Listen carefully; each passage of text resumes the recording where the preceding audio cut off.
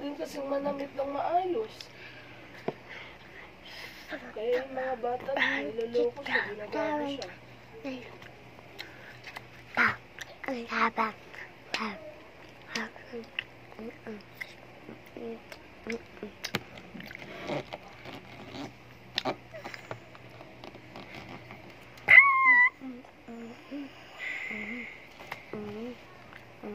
Yung sa'yo nga, yung sa'yo, ginawa ko na, yung cellphone mo, ginawa ko ng halimbawa sa kanya.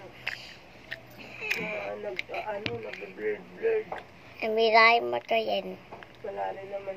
1, Kahit 2, 3. sabi ko, kahit na tatay mo, hindi niya alam ba't nagkaganyan.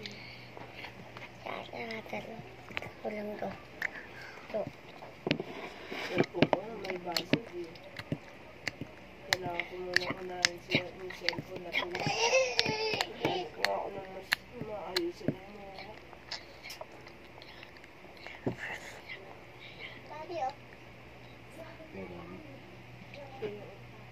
Kung akin yan,